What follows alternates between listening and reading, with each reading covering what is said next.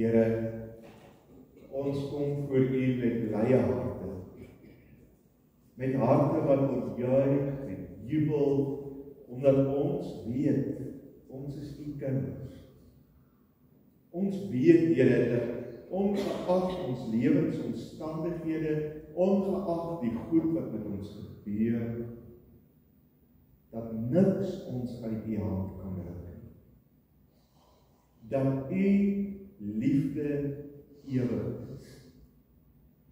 Soos Romeine 8 het so pragtig stel, Here, nie lyding nie dood nie, swaar kry nie teenwoordige, nie toekomstige, nie hemelse of engele of bose magte of enige iets anders in hierdie heelal kan ons van U liefde skei. Daarvoor kan ons net sê dankie, Here. Dankie met ons hele wese en lewe. Ek wil vanoggend, Here, vir U dankie sê vir elke lidmaat van Highfields gemeente. Elke een, Here, dra op een of ander manier by tot hierdie gemeente en die uitbou van U koninkryk deur die werk van hierdie gemeente. Dankie, Here, vir elke ene wat getrou bid. Dankie vir elke ene wat getrou eredienste bywoon. Dankie vir elke een wat op een of ander manier betrokke is. Het sy dit deur die katekese, het sy dit is deur die kerkraad, het sy dit is deur die musiekbediening of die estetika of watter bediening dit ook al mag wees. Ons sê dankie, Here. Dankie vir die talent. Dankie vir die bereidheid. Dankie vir die gesindheid. Dankie vir die gemeente wat vir mekaar omgee en mekaar dra, wat vir mekaar lief is. En bo alles, Here, vir U lief is. Aan U kom toe die eer en die heerlikheid, Here. Ons wil ook vir hulle bid vanmôre, Here, wat U bitter nodig het. Hulle wat deur moeilike tye gaan, hulle wat swaar kry, wat onder geweldige druk dalk by die werk is, wat deur finansiële swaar kry gaan, wat deur gesondheids uitdagings gaan. Here, ons bid dat U liefde en genade met elkeen van hulle ook sal wees en dat daar uitkomste sal kom wat niemand ooit sou kon voorsien. Dankie, Here. Dankie dat ons ook hulle wat U nodig het aan U kan opdra in die vaste versekering en wete dat U ons gebede hoor en verhoor. Ons is so bly, Here, saam met hulle wat vreugde beleef. Ons dink hier aan Zetjie en Annelie, wat 'n baba-dogtertjie ryker geword het hierdie week. Saam met hulle is ons dankbaar en bly dat die geboorte goed afgeloop het. Ons bid vir al die klein dinge vir die nuwe ouers, dat hulle, Here, ook U liefde en seën sal ervaar en beleef. As ons terugkyk op die jaar wat verby is, dan is dit met ongelooflike dankbaarheid, Here. Ons kom hierdie jaar, 50 jaar van U genade en liefde, kom ons vier. Ons kom soveel ander dinge doen. U het ons ryklik deur die bazaar geseën en op soveel ander maniere. Aan U, Here, kom toe die lof en die eer en die heerlikheid, nou en vir altyd. In Jesus naam. Amen.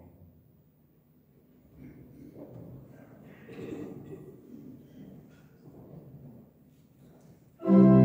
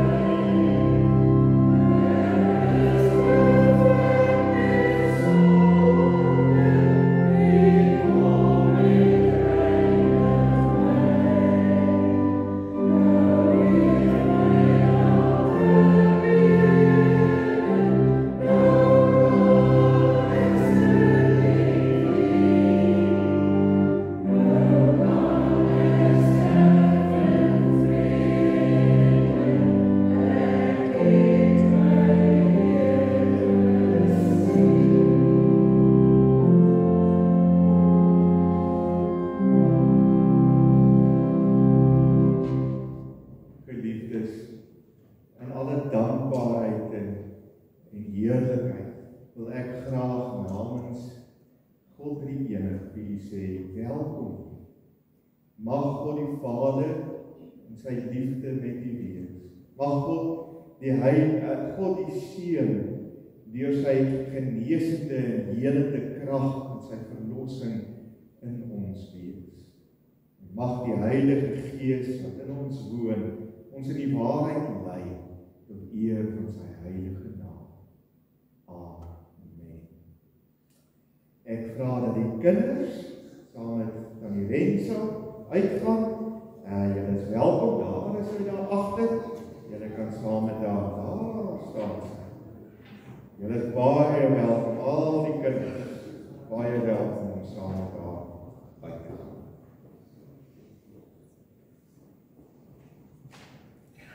Geliefdes, ons gaan staan en dan sing ons as 'n loflied, die bekende Stille Nag.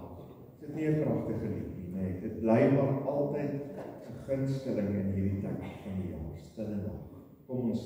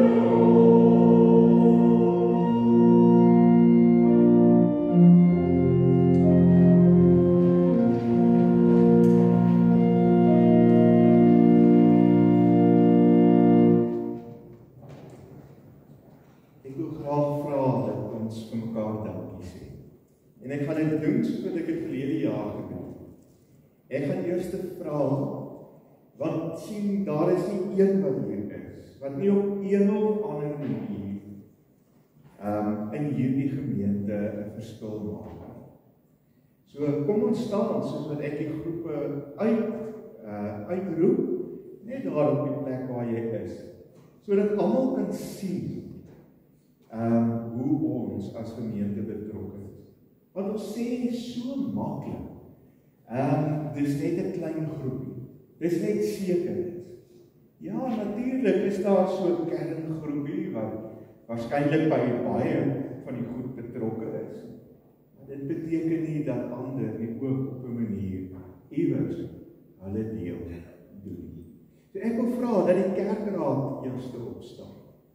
Die hele kerkraad wat hier is, staan julle gerus, dat ons kan sien, dis die kerkraad, en dis nie die hele kerkraad nie, daar is 'n klomp wat nie hier kan wees vandag.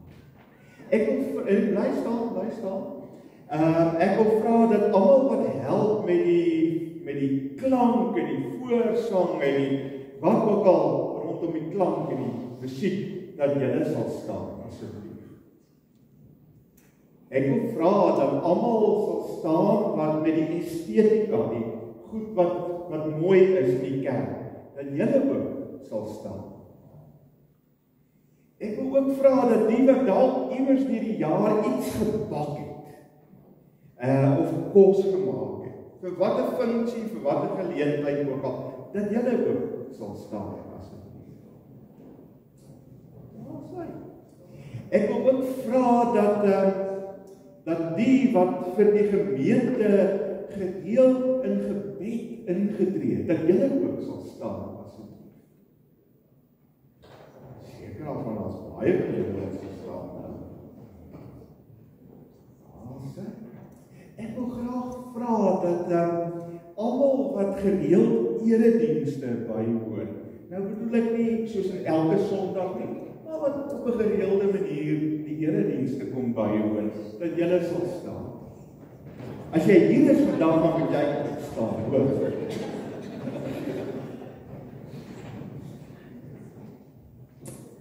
Kyk 'n bietjie om. Die gemeente staan. En daarom kan ons dankie sê vir mekaar. Ons is nie net 'n gemeente van 1 of 2 nie. Ons is 'n gemeente wat hande vat en uit dankbaarheid aan die Here altyd op een of ander manier iewers betrokke is. Al is dit net deur gebed, al is dit net deur 'n dank, al is dit net deur iets te kom doen, klere te kom regpak. Kom ons sing, laat Heer U seën op ons daal. Ons kan dit doen sonder die orgel. Kom ons sing dit vir mekaar saam. Laat Heer U seën op ons daal. Liefde sy Sion overstraal.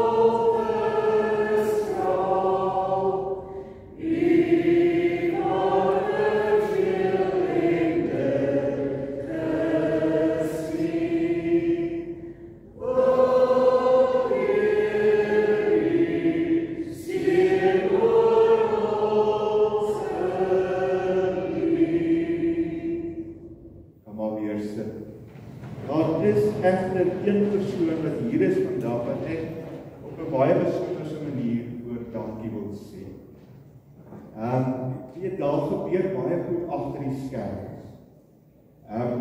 Heel eerste wil ek vir ons personeel wat die terrein skoonhou, die geboue binne skoonhou sê baie dankie, Precious, Sibongeri en Emmanuel. Ons het hulle genooi om hier te wees vandag, maar dit is moeilik met die taksies en die dinge. So hulle kon nie hier wees. Maar kom ons sê ook vir hulle dank vir dit wat hulle doen om die terrein mooi te hou en die kerk skoon te hou. Maar dan is daar nog 'n personeel wat ongelooflik baie doen en baie langer ure werk as wat sy doen. En baie meer doen as wat haar pligte staat van sê. Sy speel selfs orgel vandag. En dis Lorinda. Lorinda, wil jy nie net op afkom onder te leer? Ek het iets gesê.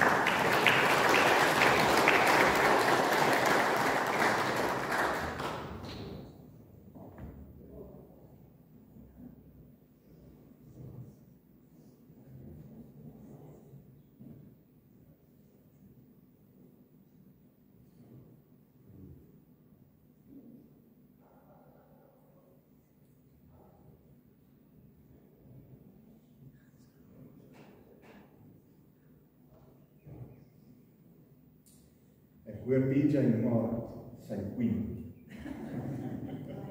Jy moet weet met Dorinda, dis lekker om saam met jou te werk, en ons wil net dankie sê, dis 'n klein maniertjie, net om dankie te sê.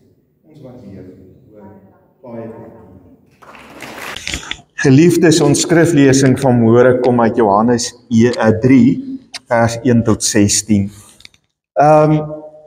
Dis uit die 2020 vertaling van die Bybel, so dalk het jy hom nie nou by jou nie, maar jy kan rustig volg en dit op die bord ook saam met my lees.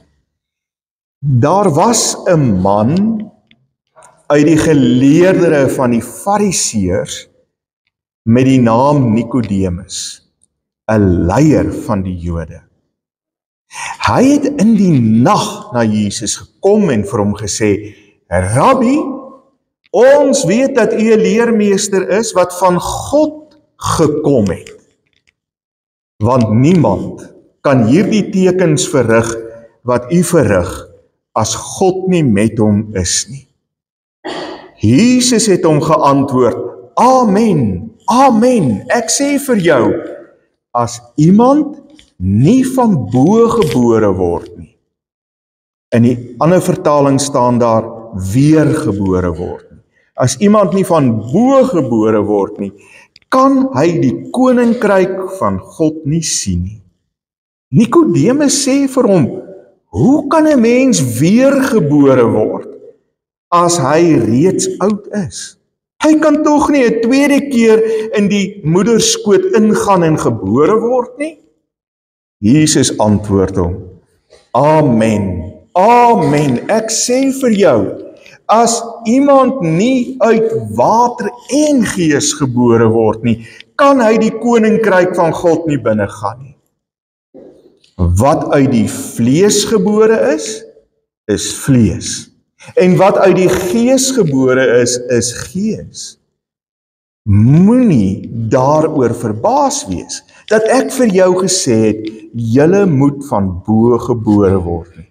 Die wind waai waar hy wil, en jy hoor sy geluid, maar jy weet nie waarvandaan hy kom nie, en waarheen hy gaan. So is elke een wat uit die gees gebore is. Hierop vra Nikodemus hom, hoe kan hierdie dinge gebeur? En Jesus het hom geantwoord, jy is die leermeester van Israel, en jy begryp hierdie dinge nie? Amen, amen, ek sê vir jou.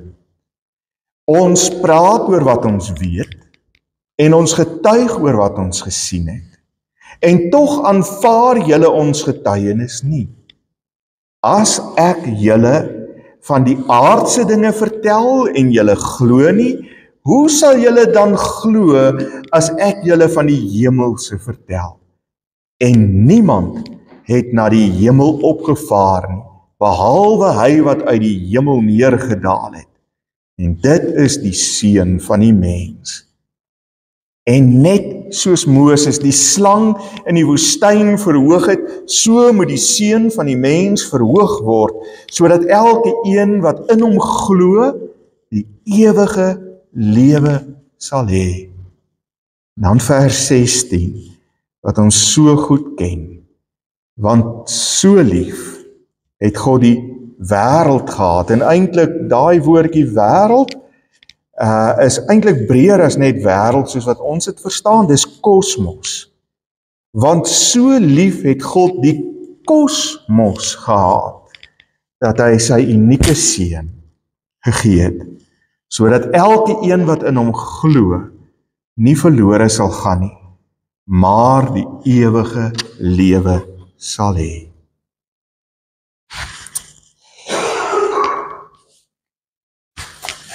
Die geboorte van 'n kind en 'n kleinkind bly natuurlik seker een van die grootste gebeurtenisse in enige mens se lewe. Dink net 'n bietjie, julle wat ma's en pa's is, dink 'n bietjie terug aan die geboorte van jou kind. Hoe het jy gevoel? Wat het deur jou gegaan? Ja, daar was seker 'n bietjie vrees en bangheid en so aan, maar daar was ook 'n ongelooflike stuk vreugde. Is dit nie so nie? En 'n ouma en 'n oupa, jou kleinkinders gebore is of jou agterkleinkinders, dis daarom weer 'n bietjie anderste nê, as die kleinkinders kom. Ek het altyd gesê, 'n ouma en 'n oupa is 'n simpel ding. My ma sou gebel het na Rion deel van ons lewe geword het, en dan sou sy sê, sou ek antwoord, dan sê sy, hoe gaan dit met Rion? Wat doen Rion? Loop hy al? Praat hy al? Dan sê ek, hoorie, dis jou seun wat met jou praat. Jy kan dalk net sê, hoe gaan dit met my ook, hoor? Oumas en oupas, in hulle lewe is dit net hulle kleinkinders. Dis hoekom ek altyd gesê het, ouma en oupa is 'n simpel ding. Maar vriende, as ons so terugdink aan die geboorte van ons kinders, dan is daar altyd 'n groot stuk vreugde, 'n blydskap, 'n oorweldigende gevoel van God se teenwoordigheid by 'n mens. Dis net iets uit 'n ander wêreld. Ek kan maar net dink hoe ou Zetwie en Annemie moet voel na Vrydag, toe hulle klein ding gebore is. Ja, daar is ook 'n sentimentele gevoel met die geboorte van 'n kind, nê. Daar is 'n sagtheid wat ons herdenk wanneer daar 'n baba deel word van ons lewe. Ek weet, dis nie noodwendig vir almal dieselfde nie. Party beleef dit anders, maar ek dink in geheel is dit 'n vreugdevolle tyd, 'n opgewonde tyd, 'n dankbare tyd. Daar is ook 'n geboorte wat ons in hierdie tyd vier.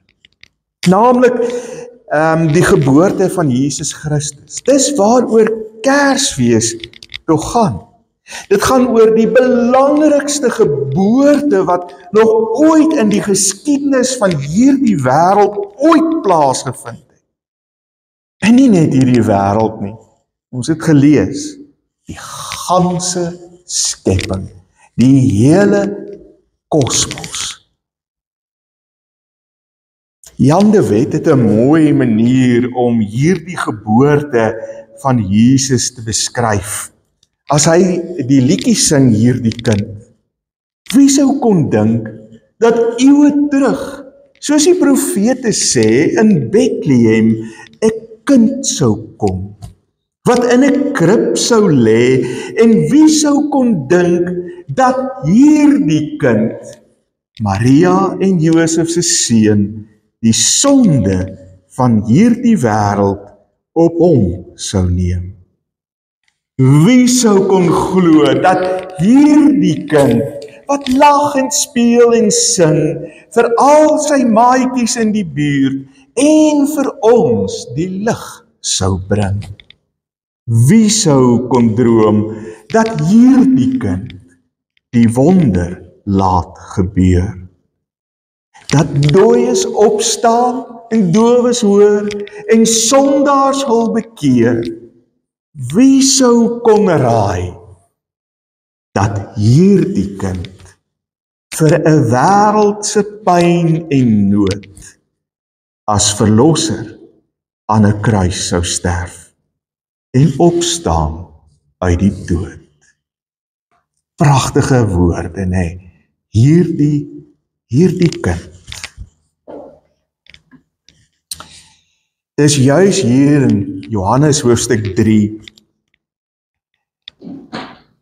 dat ons sien hoe 'n geweldige impak hierdie kind waarvan Jan de Wet sing op ons as mense se lewens gehad het. Ons sien hoe hy uiteindelik in 'n man se lewe met die naam van Nicodemus 'n geweldige impak gehad het. met die eerste oogopslag lyk dit nie so nie. Maar kom ons kyk 'n bietjie. Wie is Nikodemus? Nikodemus is 'n baie besonderse mens. Hy was 'n baie belangrike mens, net om mee te begin. Jy sien, hy was 'n fariseer gewees. Hy was 'n lid van die Sanhedrin gewees, en sommige bronne wil dit hê dat hy eintlik ook die hoof van die Sanhedrin was. Hy was 'n man met geweldige aansien en status. Ek gaan hom vanoggend sommer ou Nico noem. Sommer maar net om lekker oor hom te kan gesels. Dit tref my nogal, dat hy eintlik soos 'n dief in die nag daar deur die donker strate van Jerusalem sluip, so 'n bietjie oor sy skouer loer, dat niemand hom sien nie, om wat te doen? Om by Jesus te gaan kuier. Die rede daarvoor is juis, vriende, dat hierdie man Nico geweldige aansien gehad het, groot status gehad het, dat hy 'n baie belangrike werk gehad het, en dat hy baie goed geweet het, dat sy kollegas, daar in die Sanhedrin en die ander fariseërs, van Jesus nie vreeslik baie gehou het nie. Dat hulle eintlik met 'n groot wrevel in hulle harte rondgeloop het teenoor Jesus. Want hulle het beleef dat Jesus 'n bedreiging is. 'n Bedreiging vir hulle aansien tussen die volk en 'n bedreiging is in terme van die mag wat hulle uitgeoefen het in die wêreld waar hulle was. Nou kan ons verstaan dat ou Nico nogal bang was dat sy kollegas hom dalk sou sien. Dat hy dalk bang was dat as hulle hom sien, dat dit 'n baie negatiewe effek op sy status sou hê en 'n impak op sy werk as die leier van die Sanhedrin. Ek kon nie help om te dink, in baie opsigte is ons ook soms soos 'n ou Nico. Ons is ook partykeer onder geweldige groepsdruk. Ons sal by 'n braaivleisvuur staan en die ouens sal vloek en skel en uit die hemel uit praat en ek weet nie wat alles nie.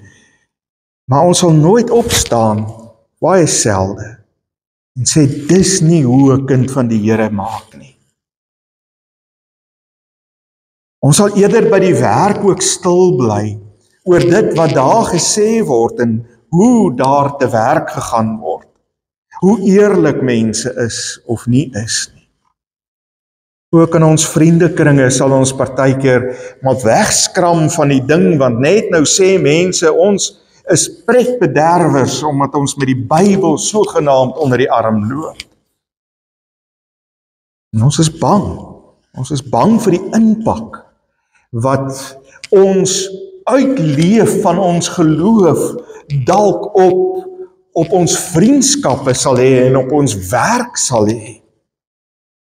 En vriende, kom ek sê vir julle, dit begin al hoe meer 'n probleem word.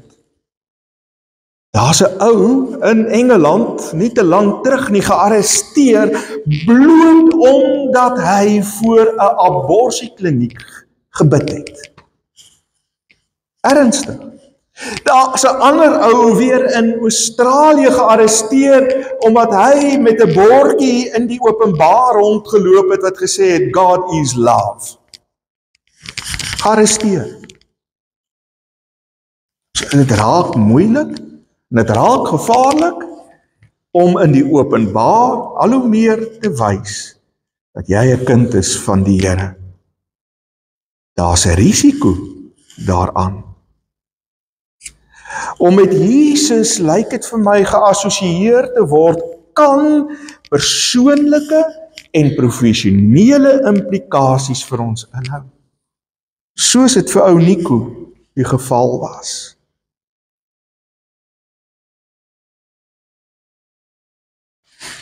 Waarom sal 'n ou soos ou Nico dan die risiko neem?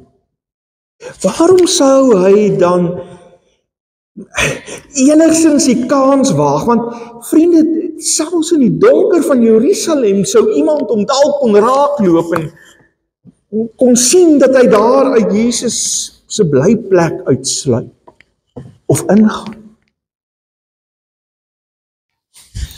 Ons almal ken daardie knaande ou stemmetjie. En ek dink ou Nico het dieselfde knaande ou stemmetjie gehad wat die heeltyd hier in sy oor gefluister het en vir hom gesê het, sê nou maar hierdie Jesus is regtig wie hy sê hy is. Sê nou maar hierdie Jesus wat al hierdie groote wonderwerke doen, is regtig die seun van God. Want kyk wat sê Nico vir Jesus as hy by hom is. Hy sê vir hom, ek weet, Rabbi, dat jy net hierdie wonderwerke kan doen as jy van God afkom. Dis hoe dit in die Ou Testament ook beskryf is.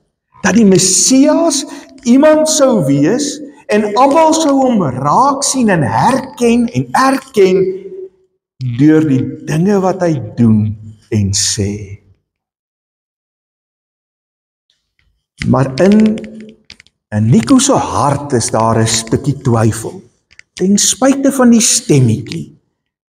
Ten spyte van die risiko wat hy loop, moes hy net vir homself uiteindelik dit bevestig kry. Wie hierdie Jesus werklik is. Selfs al moes hy daarmee saam 'n risiko neem. Al moes hy dan sy persoonlike aansien in gedrang bring en sy professionele geleenthede daarmee toemaak, maar hy moes weet. Sê nou maar, Jesus is regtig die Messias. Wat dan? Jesus ken egter sy hart en sy gedagtes duidelik, vriende. Dit is vir my interessant hoe Jesus dan reageer op hierdie Nico wat in die nag by hom kom kuier en vir hom sê, maar hoe doen u hierdie wonderwerke? U kan dit eintlik net doen as u die seun van God is. As u van God afkom.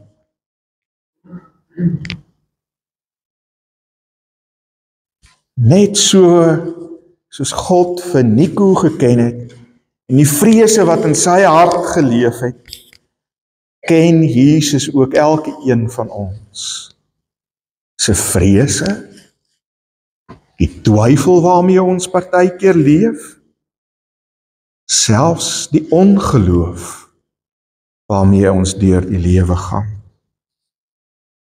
Oor wie Jesus regtig is. Dis waar vers 3 van ons teks vir ons kom inpas en belangrik is. Eers moet ek iets baie belangrik verduidelik oor die Jode se verstaan van hulle wêreld daardie tyd.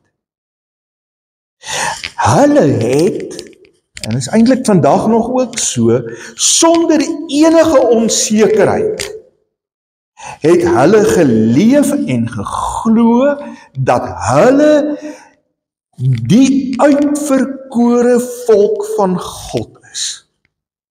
En omdat hulle die uitverkore volk van God is, en omdat hulle suiwer afstammelinge van Abraham is daarom, behoort die koninkryk van God aan hulle en aan niemand anders nie. bloot op grond van hulle genetika. Nie omdat hulle geglo het in God nie, nie omdat hulle hom aanbid het nie, net op grond van die feit dat hulle afstammelinge van Abraham is, het hulle die koninkryk van God gekry. En baie keer, vriende, moet ons eerlik wees, is dit ook in die kerk baie keer 'n manier hoe ons dink, dat die koninkryk van God net aan ons behoort. Baie keer trek ons daai kringetjie al kleiner en kleiner en kleiner, en sal ons sê, wel, as jy 'n NG lidmaat is, dan is jy 'n geredde. As jy aan hierdie gemeente behoort, dan is jy 'n geredde. As jy aan hierdie kerklike groep behoort, dan is jy 'n geredde. Dan behoort die koninkryk van God aan jou.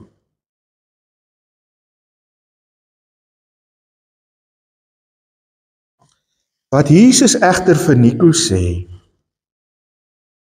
trek uiteindelik 'n baie dik streep deur daardie hele gedagtegang wat die Jode gehad het. Jesus sê vir Nico, as jy die koninkryk van God wil hê, ou Nico, moet jy eers weer gebore word, in die ou vertaling. Ek sien eintlik half Nico se verbasing op sy gesig as Jesus dit sê. Dis baie duidelik dat Nico nie verstaan nie. Daar's sommer so 'n dowwe uitdrukking in Nico se oë as Jesus dit vir hom sê. Want hy kan nie glo dat dit enigsins moontlik is nie. En ons sien dit in sy woorde. Hoe kan 'n ou weer gebore word as jy al 'n ou man is? Wat Jesus van hom vra en vir hom sê is tog 'n onmoontlikheid. Jy sien hier in die Griekse teks is daar so 'n bietjie woordspeling aan die gang, want die woordjie in Grieks wat vir weergebore gebruik word, of nuut gebore word, is die woordjie anothen.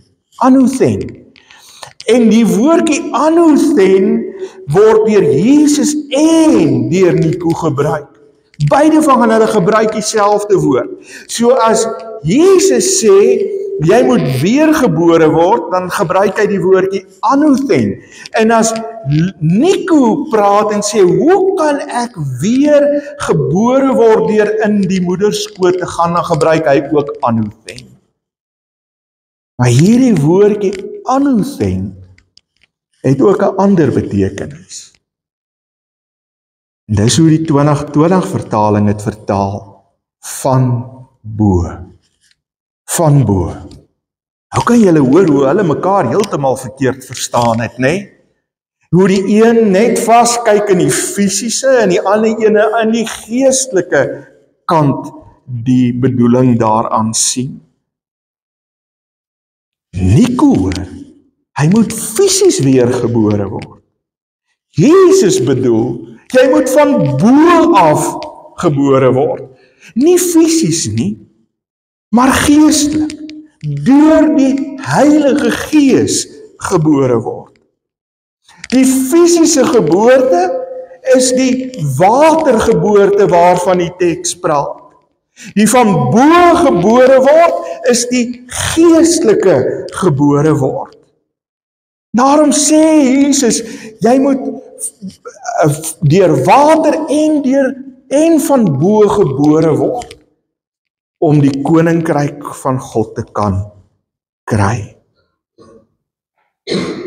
Om geestelik gebore te word, om van bo gebore te word, is om vanuit die Heilige Gees gebore te word. Is om toe te laat dat God se Gees 'n nuwe mens van jou kom maak. Jou kom help om op 'n nuwe manier in hierdie wêreld te leef. Eers dan, sê Jesus, as jy uit water en gees gebore is, kan jy die koninkryk van God beerwe. Dis nie jou genetika nie. Dis nie omdat jy aan 'n sekere kerk behoort nie. Dis nie omdat jy sekere goed kan doen nie. In tale kan praat of profeseë kan uitlê nie. Dis nie oor dat jy een of ander besondere gawe het nie. Dis wanneer jy deur die Heilige Gees gebore word, van bo, dat jy uiteindelik die ewige lewe kry. Dat jy die koninkryk van God kry. Vers 16, daai pragtige vers, kom sê vir ons wat die hoofkenmerk is van mense wat van bo gebore word. Mense wat van bo gebore word, glo dat Jesus Christus die Messias is, dat Jesus Christus die Seun van God, die unieke Seun van God is, wat gekom het van bo, sodat ons die ewige lewe kan hê, sodat ons ook uiteindelik van bo mense hier kan wees. Dit moes vir ou Nico 'n groot skok gewees het toe hy dit gehoor het, vriende. Want vir eeue en eeue en eeue het hulle geglo, dis net jou gene. Dis net jou gene, dis net jou genealogie wat bepaal of jy die koninkryk gaan kry. Jy moet van Abraham afstam, geneties. Dan kan jy die koninkryk van God kry. Die skok op ou Nico se gesig moes vir Jesus duidelik gewees het. Want hy sê dan uiteindelik vir ou Nico, maar Nico, hoe is dit moontlik dat jy nie hiervan weet nie? Jy is dan 'n leermeester. Jy moet dit weet. Jy moes dit nog altyd geweet het, dat dit nie jou afkoms is wat bepaal dat jy die koninkryk kry nie. Dat dit jou verhouding met die Vader is wat dit uiteindelik bepaal. In Nico se wêreld kon jy die koninkryk kry op 'n uitsluitende manier. Jy moes 'n Jood wees. Om van bo gebore te wees beteken enige een wat glo in Jesus kan die koninkryk van God kry.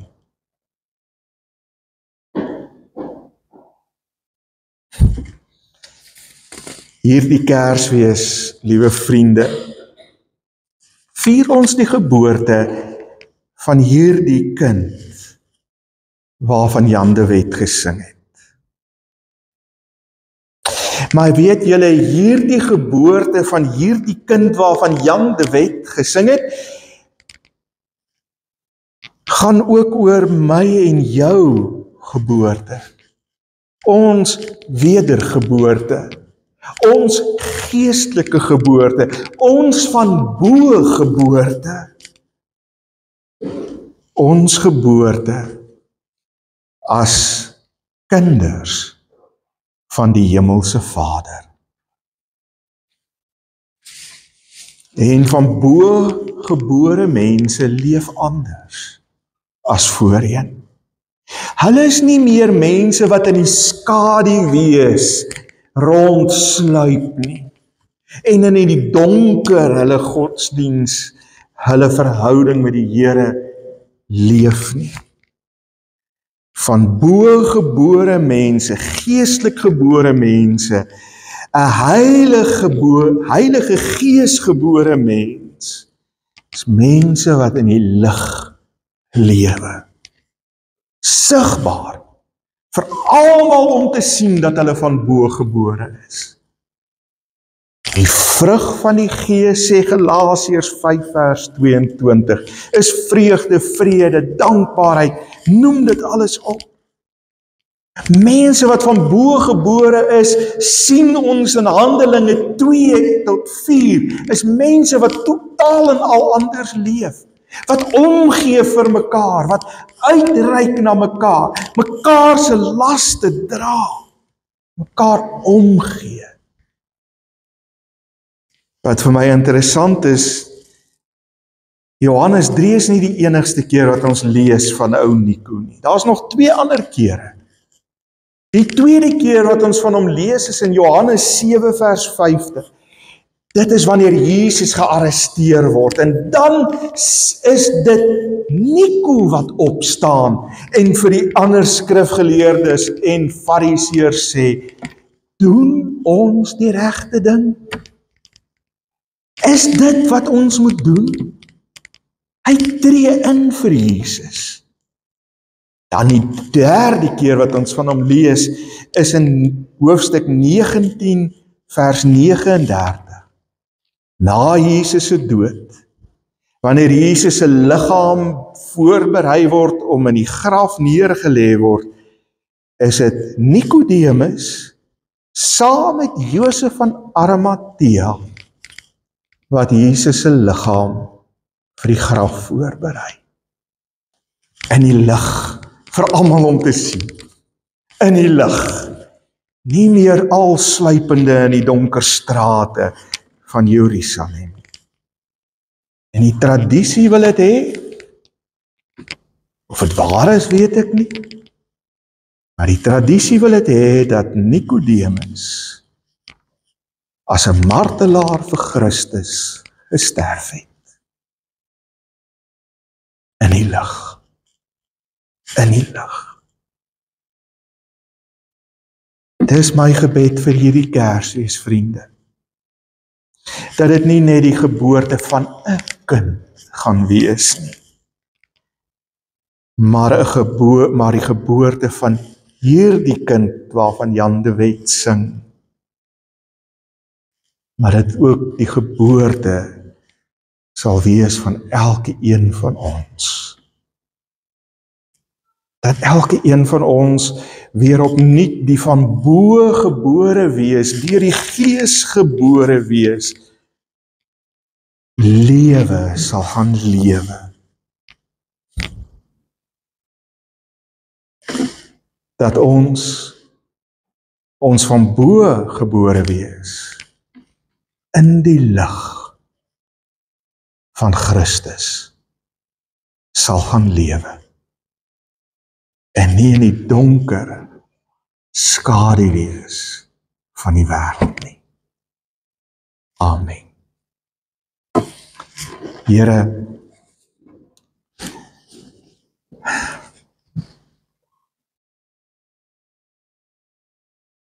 mag U deur U Gees, Here, in ons werk.